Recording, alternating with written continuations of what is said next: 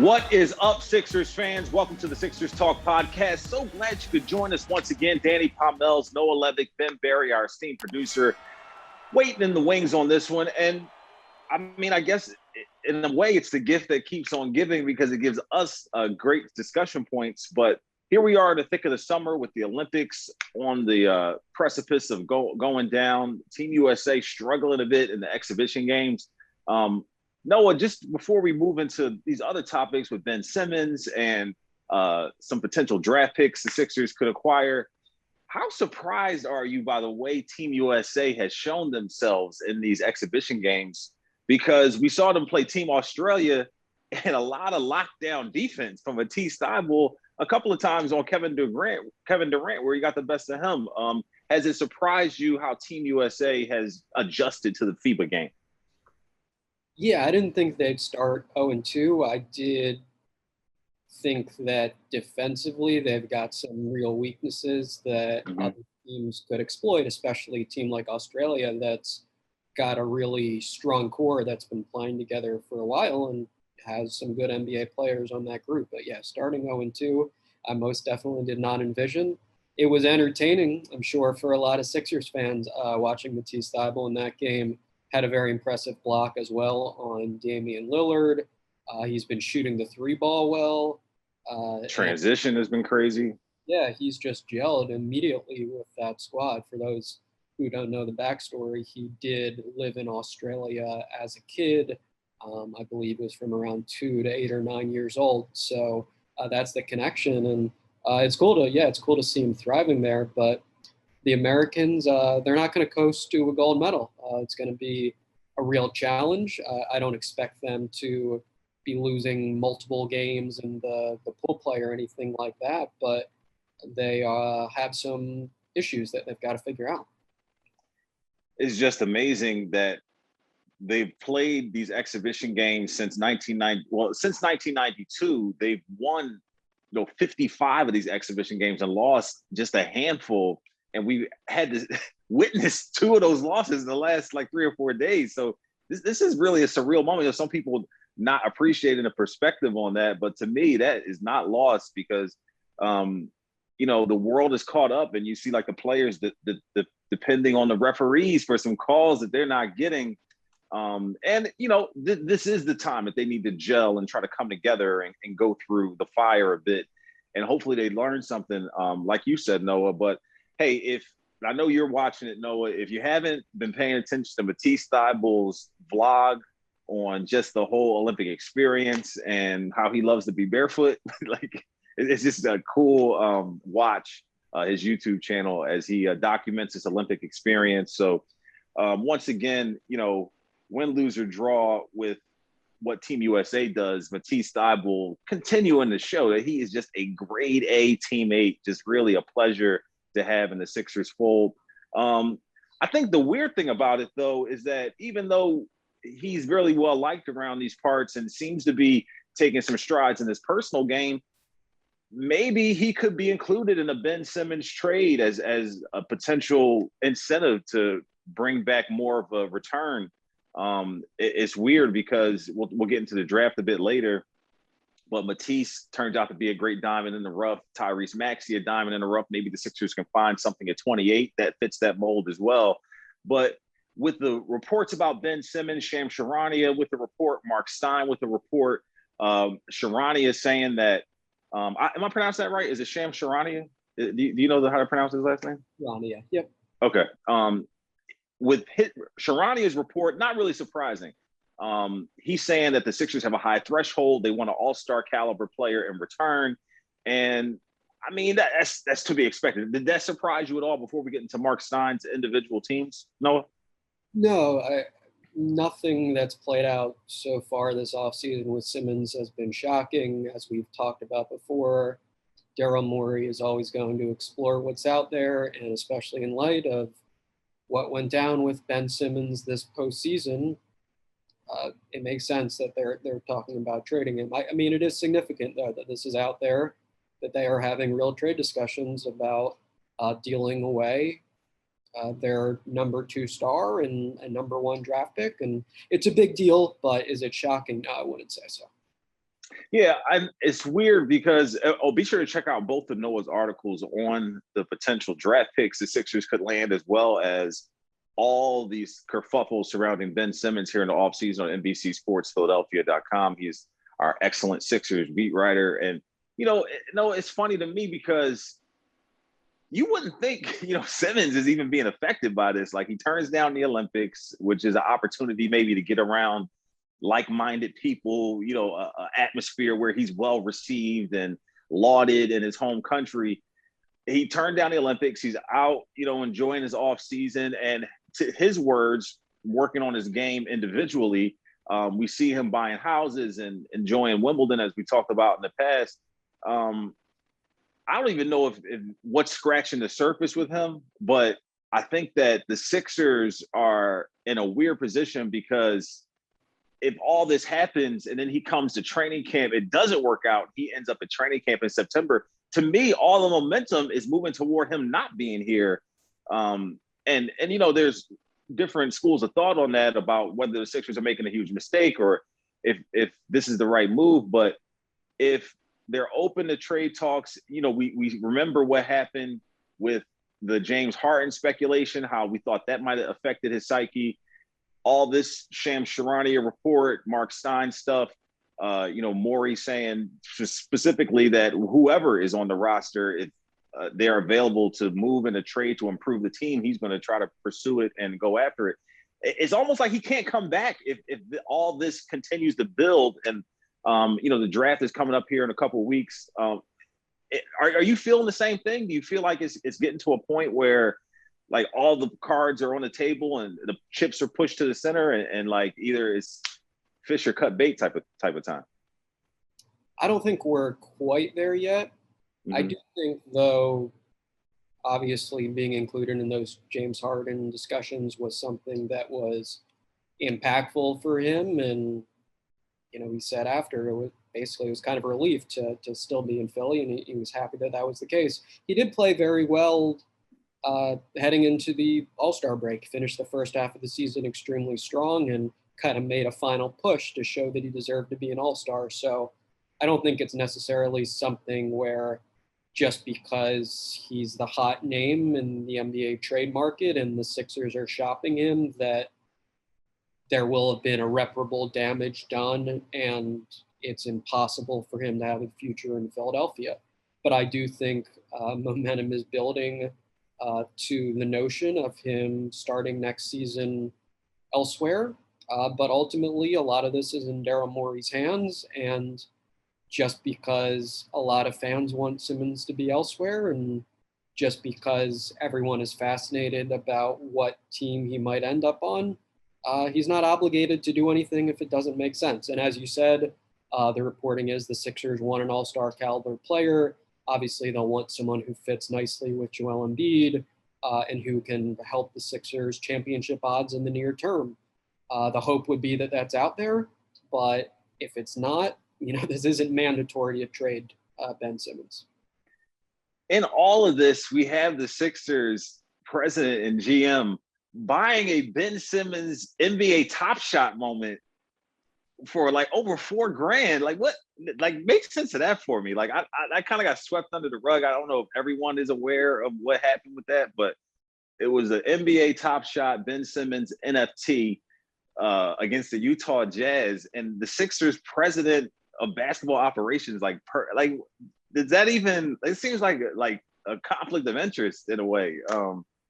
What did you think of that, Noah? Definitely curious. Yeah, I guess there are a few different ways you can read it. Maybe part of it is just trying to emphasize the message that Ben Simmons is valuable. Literally, I'm willing to pay thousands of dollars for this NFT. But wow. So you're saying like maybe one angle is that he's like kind of like pushing the market in a way to like his trade value is like going up because Daryl's buying NFTs. I think one can read it that way. I'm skeptical, though, that something along those lines would actually have any sort of effect on substantive trade talks. But look, Daryl Morey is a guy with some interesting, diverse interests. He's extremely online, as anyone who follows him on Twitter knows, and he's not the traditional leader of a basketball team's, president, leader of a basketball team's operations. So, yeah, I don't know entirely what to make of it. I think that's one way that it could be read, but as far as it being something that actually indicates he is going to do X, Y, or Z with Ben Simmons, I think that's very unlikely. Right. It's just so odd. Odd, maybe not the right word, but like he's pushing the public perception of Ben in a way at a time when he's like, his image is like falling. It's just a weird, juxtaposition of things. Just something we definitely have not seen before, considering the cryptocurrency and crypto markets and all that stuff. If those of you out there who are interested in that, but thought I'd mention that.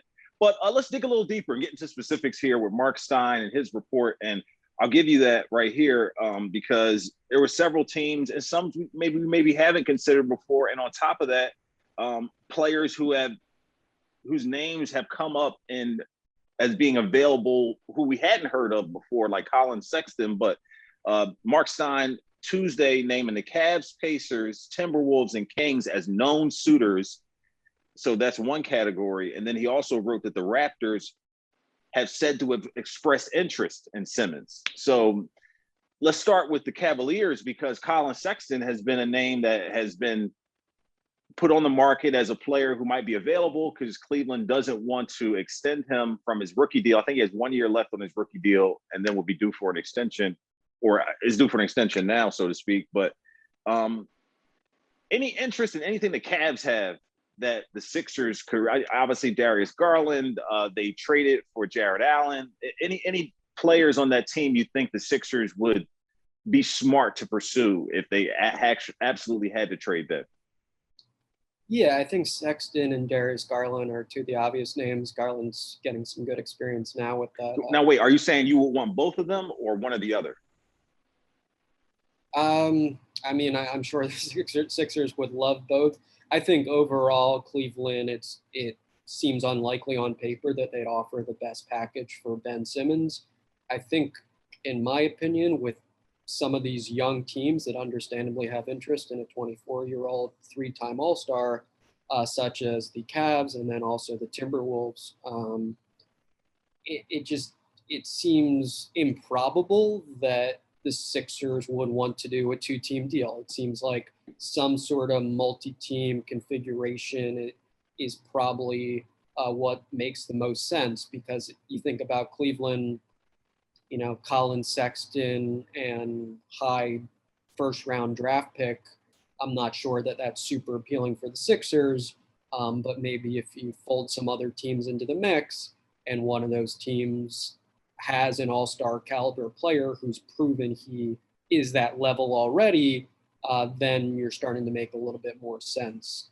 So that's kind of my overarching thought on some of these teams that are young, rebuilding, and see Ben Simmons as a potential part of their future. Because it just seems to me like the Sixers don't want to have to bank on a player's potential, right? So you're doing that to the utmost if you're taking, a high pick in the draft and using that pick. But you're also doing it to a certain extent with a young player like a Sexton or Garland who hasn't shown yet that he can be a valuable contributor on a winning team. He's been impressive and done some good things for a team, that's not playing postseason basketball. So just stepping away from the Cavs for a moment, it seems like a player like Malcolm Brogdon might fit the mold of who you're talking about. Pacers are being a team who are also interested in Ben Simmons. So, I mean, when we're looking at these names like Timberwolves, Kings, like these aren't like playoff caliber proven teams who have like young stars who have shown that they can do it at the highest level necessarily. Maybe definitely the Raptors may have people who fit that mold, but are you turned off by the Cavalier? Like are all of these teams, to just get it out the way, do you feel like there needs to be another team in order to precipitate the Simmons trade like the Cavs would, like that you just said? Yeah, I think most likely probably feel that way the strongest with Minnesota, especially if I think, as multiple reports have indicated, they're not willing to part with, number one pick Anthony Edwards. And I just don't think D'Angelo Russell for Ben Simmons, that sort of swap, is good enough for the Sixers. So yeah, definitely with Minnesota. I think probably most likely with Cleveland. Sacramento, I think De'Aaron Fox, though young, is probably the closest to that general description I was trying to hint at of an all-star-ish player. Right. Who can take over a game, show dominance, impose their will on the outcome. Yeah, and it's not difficult to imagine him pairing well with Joel Embiid as a guy who can create a shot, who puts up threes. Sixers fans fall in love with him because he's full bore the whole 48 minutes. And he's one of the few players in the NBA who is, arguably as fast as Ben Simmons. So that would continue to be a lot of fun, and someone who could push the pace and lead the transition offense, but at least on paper, perhaps fits a little bit better with Embiid in the half-court offense. And certainly there's no issues with teams sagging off him, daring him to shoot, et cetera, which is obviously the area of greatest weakness for Simmons outside of the foul shooting. So yeah, the Kings, of course, the Sixers would love Fox. They'd presumably like Tyrese Halliburton, who's coming off a really strong rookie season.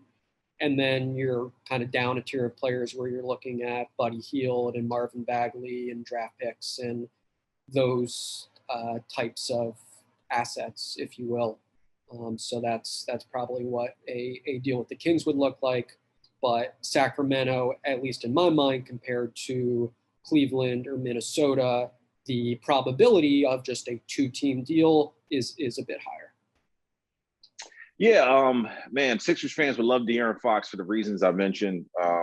Buddy Hield, long been a guy that has been speculated to be on the trade market or could be acquired, and Sixers fans have already used some mental time to process what he would look like with this team. So interesting, because it was always, the thought process was always Hield would be here with Simmons. So Hield here without Simmons is an entirely different thought process. I think, you make some excellent points, and I see exactly what you're saying. There was the speculation we had heard that Malcolm Brogdon and a draft pick was offered for Simmons, which the Sixers weren't interested in. There were thoughts that Brogdon and TJ Warren could be a package as well. I would love to have Anthony Edwards personally, because you see the desire and want for him to want to be upper echelon, and him want to be one of the best of his class or in the league, period. I feel like he was a bit robbed in that Rookie of the Year voting. But I think the Raptors name being in the mix, with the way Kyle Lowry, his name was floated through, the Delaware Valley, of possibly landing here at home and what he could do for the 76ers, and whether or not they wanted to pay the price to acquire him. What would the Raptors be given? Is that all we're looking at? Is Kyle Lowry, you think? I mean, obviously they are doing an impeccable job of acquiring and developing talent.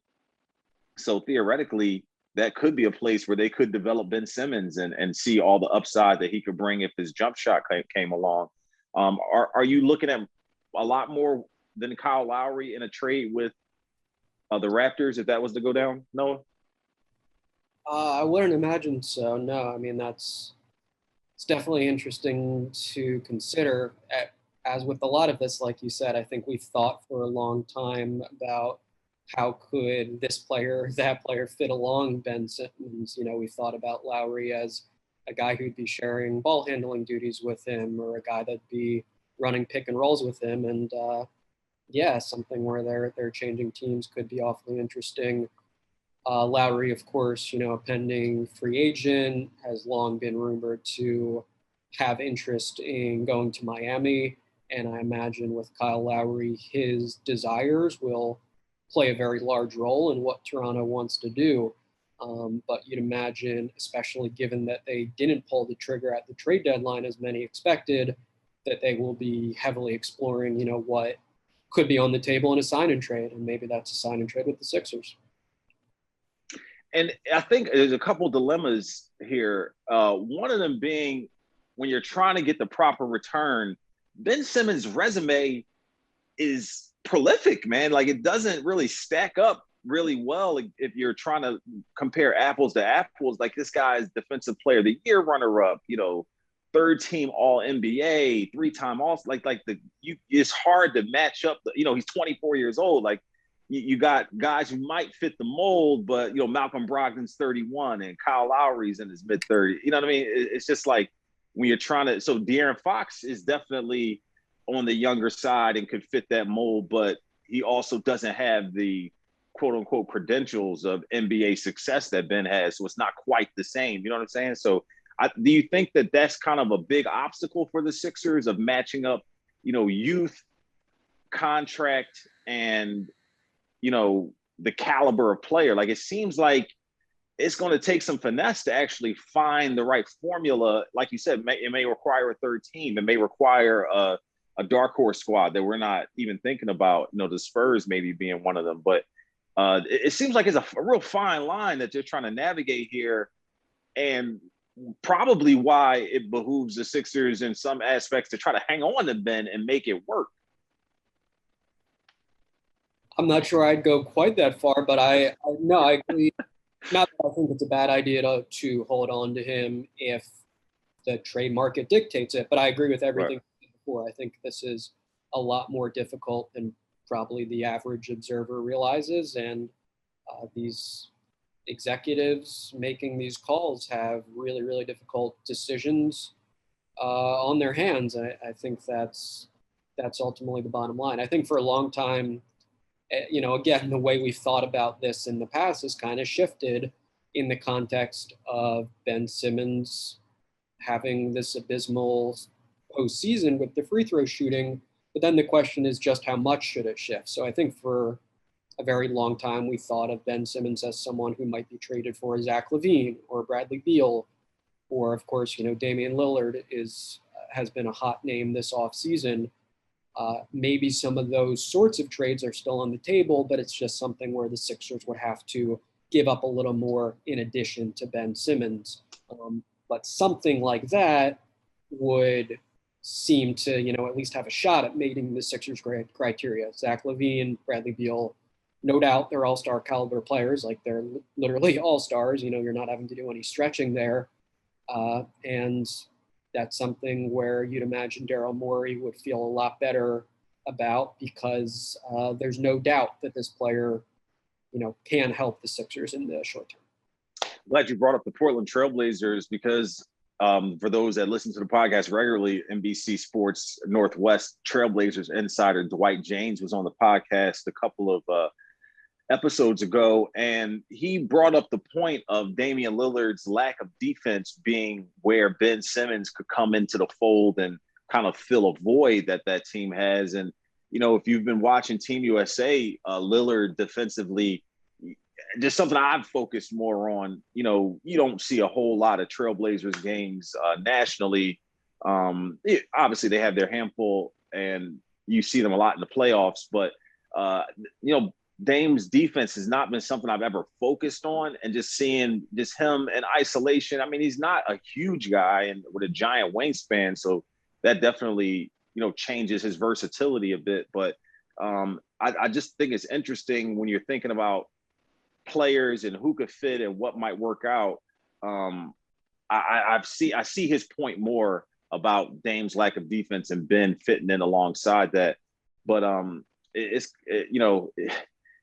seems like we're making progress here as the draft is upon us and free agency comes up in August. But this Simmons thing is still something that still has some time to take shape. It may be like an 11th hour thing, no?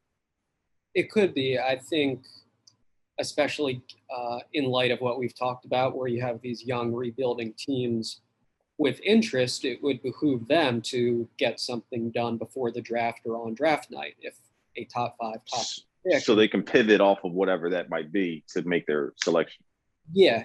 I mean, to trade a pick in this year's draft, we only have a little over 2 weeks to Got you. Yeah.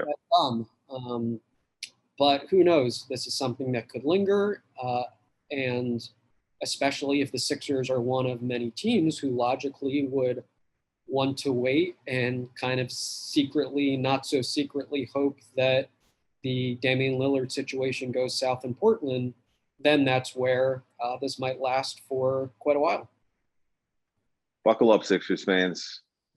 We're in the end game now, to quote Dr. Strange. Start college, build skills, and complete your degree with Wilmington University. 100% online options and affordable tuition makes WilMU work for you.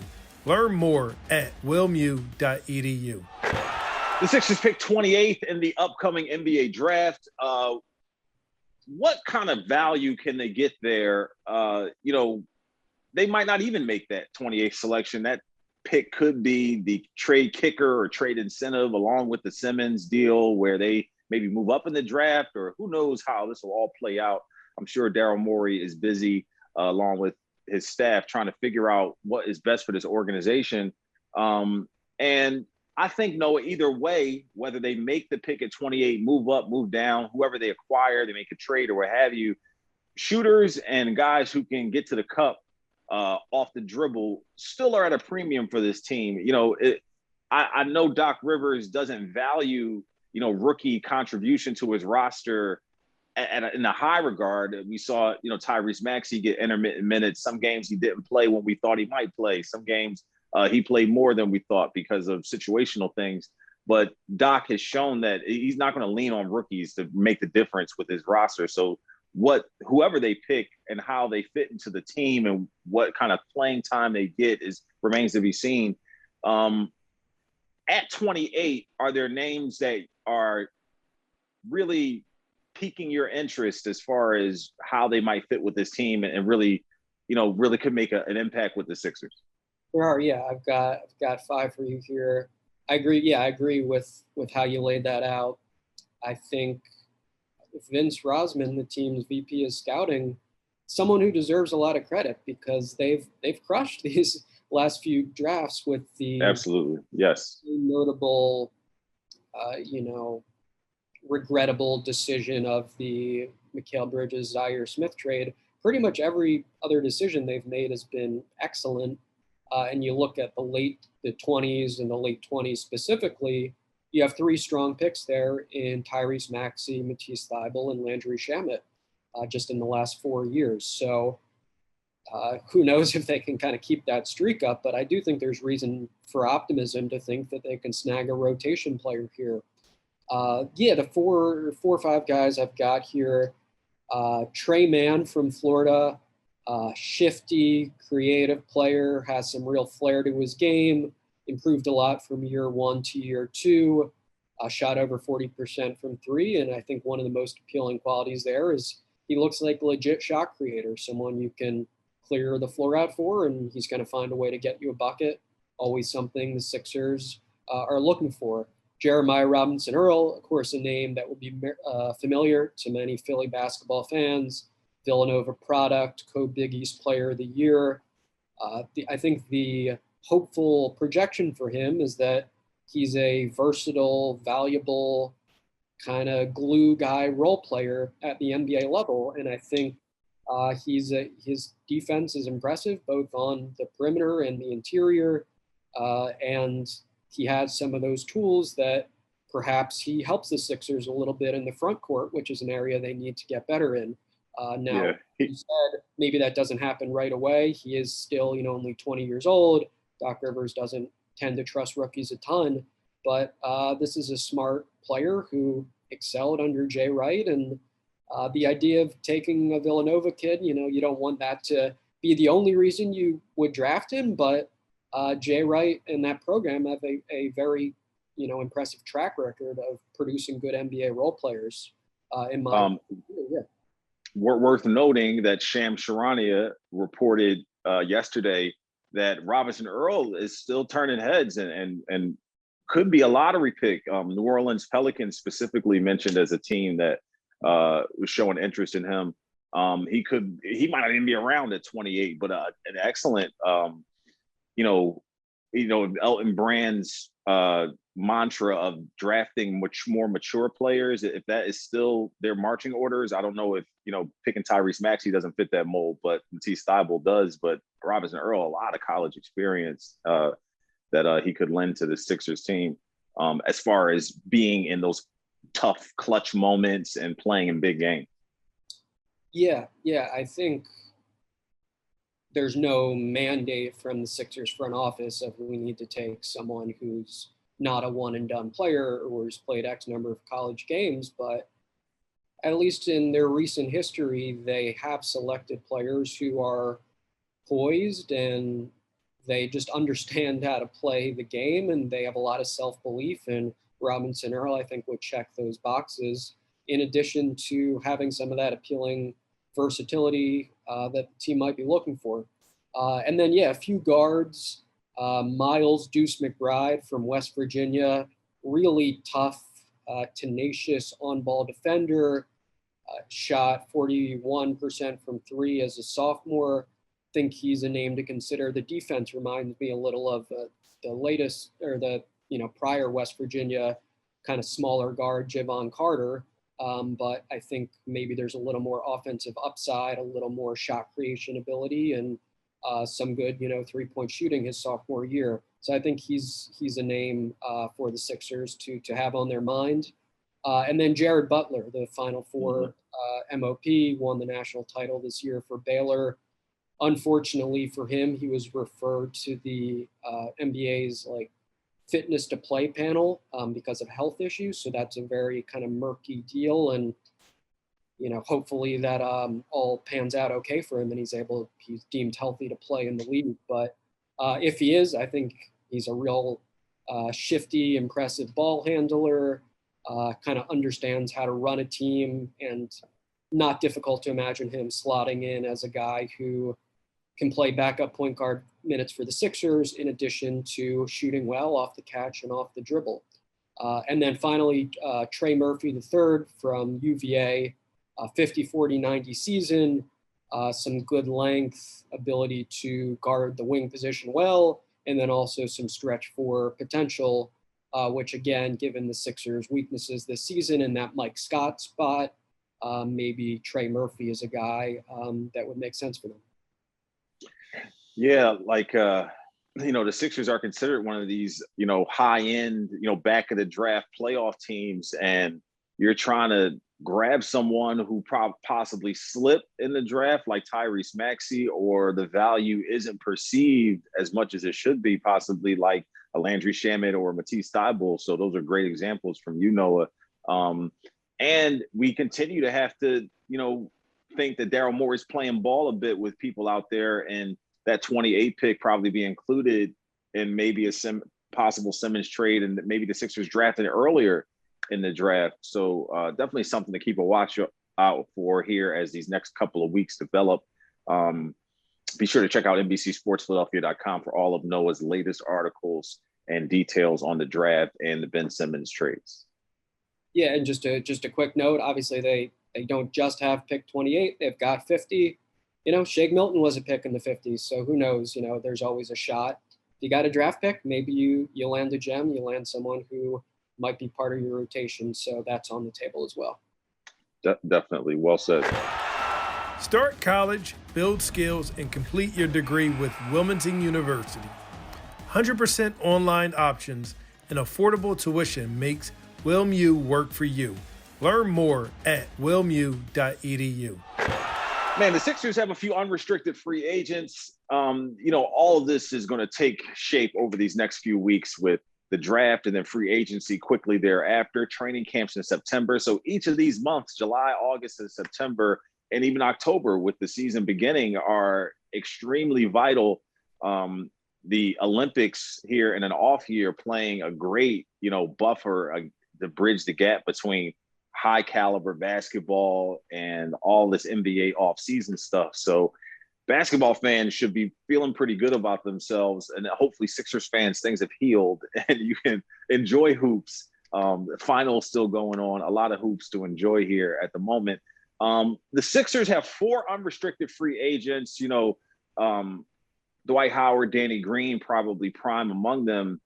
Noah, do you feel like any of those unrestricted free agents might be coming back, or will the Sixers be better off trying to bring in some fresh bodies and fresh eyes with the team here and from maybe signing some veteran minimum guys that fill those voids.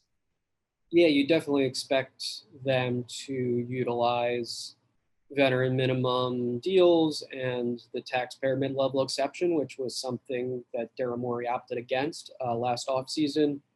As far as their UFAs, I think we could safely say it would be a surprise if Mike Scott returned. I could see it going either way with the other three, Furkan Korkmaz and then Green and Howard, as you mentioned. I think Danny Green, it would make a lot of sense in many ways to bring him back.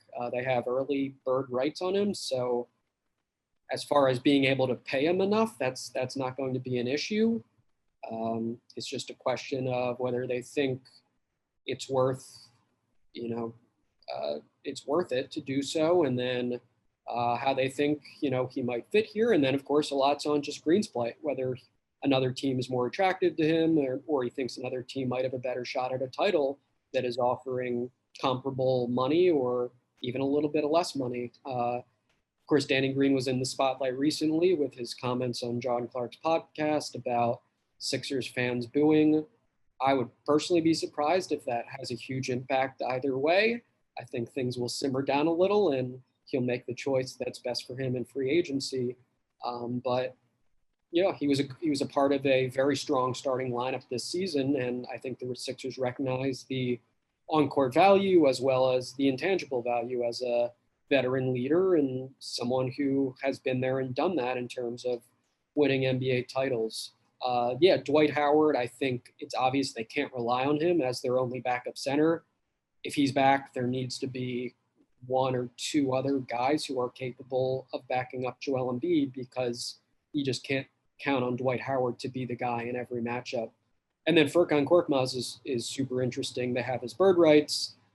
You'd imagine there might be some teams out there who find him attractive as a young player who has been good enough to play postseason minutes and is a shooter, kind of microwave scorer, sort of prototype off the bench.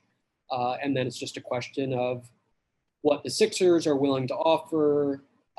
Furkan has said that he considers Philadelphia home and he'd like to be back here, but of course he's going to weigh his options. So I think it would probably not make a ton of sense necessarily to bring back both Korkmaz and Green. It might be a one or the other sort of deal, but with those three guys, I think a lot of options are on the table for sure. Yeah, interesting that Danny Green and Furkan, you tie them together like that because they have some similarities. Obviously, Danny Green's defense is better. Furkan has made tremendous strides in that category. Interesting. I really feel like Furkan's value is definitely on the rise because of his age, and he's developing into a role that I think other teams can see themselves utilizing. So the Sixers might be in a situation where they, possibly don't want to spend as much as the value that Furkan might command. I'm curious to see how the market develops for him. Danny Green, I'm a hit or miss with Danny Green. I really liked his contribution. I thought he gave a lot to the team. And he was a part of that prolific starting five that the Sixers had with that terrific win percentage, tops in the league. But he's a year older, and to expect him to bring that high caliber level of shooting and defense again, particularly considering he finished the season on the injured list, and your body doesn't hold up forever. So maybe a year too parting ways a year too soon on Danny Green might be better than waiting a year too late, so to speak. But I think that the veterans that you listed in your article on NBCSportsPhiladelphia.com that the Sixers could potentially acquire are interesting. If you had to pick three of those names that were in that list, a couple of guys, Langston Galloway, Torrey Craig, who are still in the mix right now, playing in the finals. Is there anybody on that you feel like would be the optimal names for the Sixers to consider if those opportunities became available? Because who knew that we would miss Tony Bradley in the playoffs? Who knew that late in the season, Tony Bradley's absence would come back to be a thing the Sixers maybe lamented or didn't that role wasn't available to them. But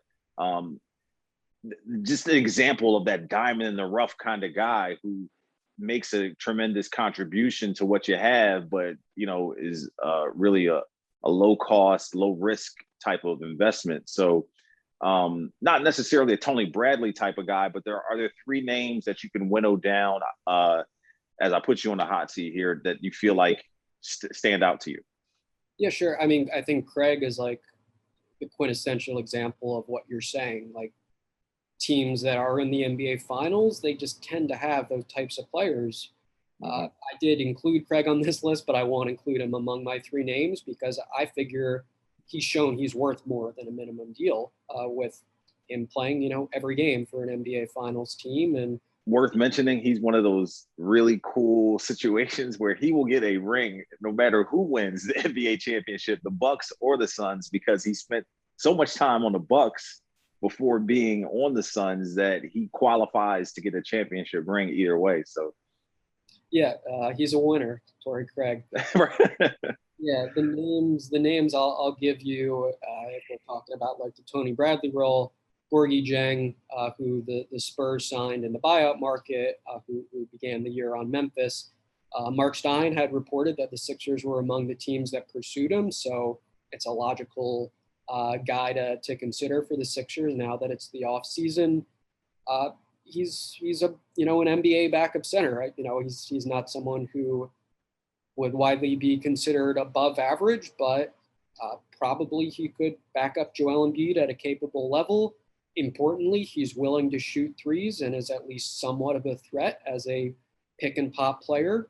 I think he's for a veteran minimum contract has the potential to be a decent value signing for the Sixers or for some other contending team.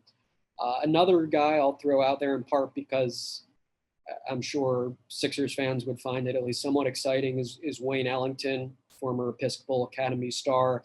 Obviously, he's not in his prime anymore, but he still shoots very well. True journeyman. Yeah, he still draws a ton of attention from opposing defenses, a la J.J. Redick. And you could imagine something there where him and Embiid can develop a little two-man chemistry with that dribble handoff game. And like with Danny Green, he's someone who, based upon what you hear about him and his personality, could be a positive presence in a locker room as a veteran who, is a pro's pro and helps some of the young guys with their development. I think he's an interesting name. And then for the final guy, I'll go with Sterling Brown from Houston Rockets. Was a member of the Bucks rotation at one stage and then moved to Houston, who, obviously was a rebuilding team, only won 17 games, but he shot the three ball this year at a career best 42%.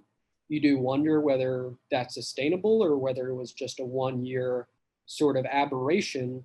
But he's someone that can guard multiple positions well, is a physical defender, and has been a role player on a good team before, and still in his mid-20s and theoretically has a little room to improve. And maybe he has like another little leap that he takes with the Sixers.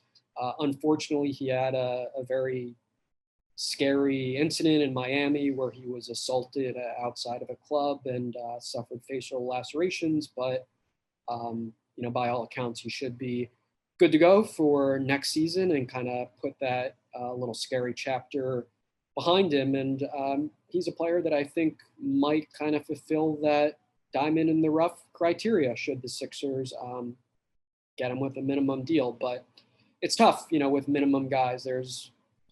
There's a lot of names that you can throw out there because below the class of stars in the NBA, there are a lot of these sorts of guys who are the 8th or 9th or 10th man on a bench, and it's all about finding the right ones, and the Sixers will hope to do that this offseason.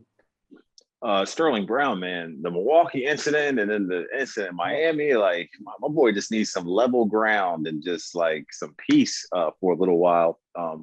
But here, my question to you though is, if the money was close, if you could figure out a way to make it, amenable for the Sixers, would you value Furkan Korkmaz over any of those guys, or would you think he just fits in and is similar to what they could be?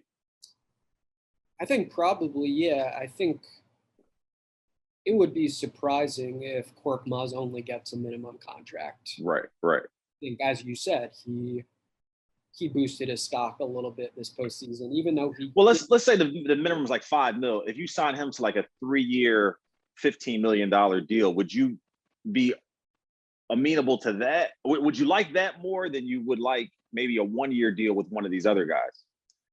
Well, I don't think it's an either or thing. Yeah, I mean, even Dwight Howard, who has played in the league for a very long time, his minimum contract was 2-point-something million.